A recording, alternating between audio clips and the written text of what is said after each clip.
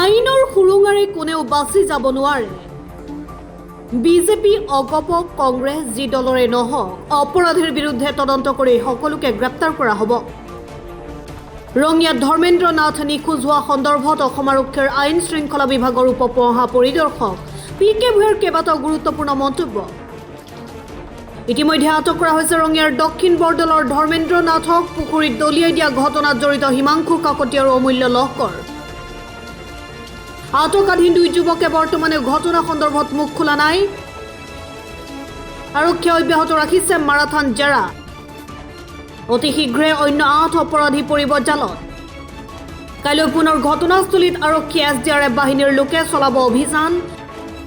ইতিমধ্যে ৰাজ্যৰ কেইবাটাও গুৰুত্বপূৰ্ণ গোচৰ অতি বিচক্ষণতাৰে তদন্ত কৰি অপৰাধীক শাস্তি প্ৰদান কৰাৰ উদাহৰণ আছে বুলি মন্তব্য কৰে অসম আৰক্ষীৰ আইন শৃংখলা বিভাগৰ উপ মহাপৰিদৰ্শক PK ভূঞাই। ইফালে ঘটনাৰ 4 দিন পিছতো ৰঙিয়াত অব্যাহত আছে ৰাইজৰ আন্দোলন। ৰাজ্যিক বিজেপিৰ সভাপতি তথা ৰঙিয়া সমষ্টিৰ বিধায়ক ভৱেশ কলিতাৰ ঘনিষ্ঠ ভাৰতীয় জনতা যুৱ মৰ্চাৰ ৰঙিয়া টাউন মণ্ডলৰ সভাপতি অনুস্ময় কলিতা সহ আন সকল সহযোগী বৰ্তমানেও পলাতক। আৰক্ষীয়ে অভিযুক্তসকলক সন্ধানত নামি পৰিছে। যোৱা 25 তাৰিখে যিটো নিৰুদ্দেশৰ ঘটনা হৈছিলে তো তাত এটা কেছ ৰেজিষ্টাৰ কৰা হৈছে আৰু সেই সংক্ৰান্তত আমি যোৱাকালি ৰাতি দুজনক ধৰা হৈছে আৰু দুজন বৰ্তমান আমাৰ পুলিচ কাষ্টডিত আছে আৰু তেওঁলোকৰ ইণ্টাৰোগেশ্যন চলি আছে। হিমাংশু কাকতি আৰু অমূল্য লহকৰ। তেওঁলোকে এতিয়ালৈকে কৰা নাই, কিন্তু আমাৰ সোধপোছ চলি আছে, হয়তো কিবা ওলাব পাৰে।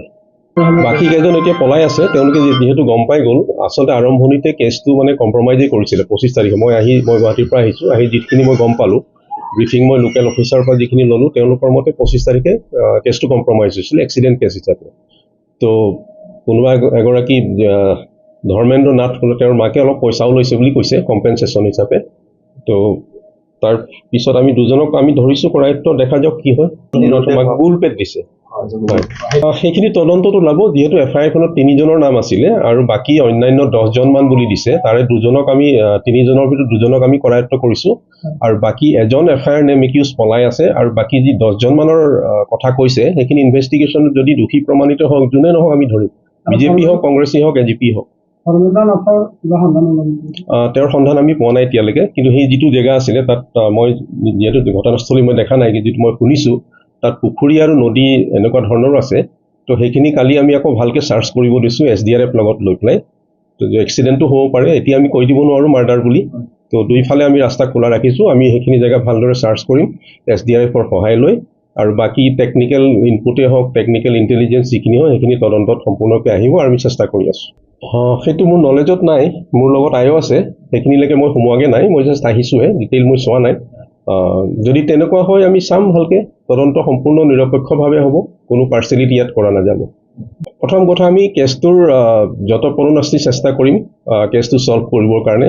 ঘটনা যিয়েই নহওক, মাৰ্ডাৰেই হওক বা নিৰুদ্দেশেই হওক, সেইটো আমি নিশ্চয় উলিয়াম। আৰু এটা কথা আপোনালোকে জানে, অসম পুলিচে আজিলৈকে বহুত ইম্পৰ্টেণ্ট চেনচেশ্যনেল কেছো ছল্ভ কৰিছে। অলপ সময় হয়তো লাগিব পাৰে, কিন্তু আচল ৰহস্যটো ওলাই পৰিব। আৰু তদন্ত আমি জোৰদাৰে চলাই আছোঁ, খুব সোনকালে তদন্তৰ অন্ত পৰিব বুলি মই ভাবিছোঁ। ৰঙিয়াৰ পৰা ইণ্টাৰজালৰ ৰিপৰ্ট, গ্ল'বেল NE 24/7।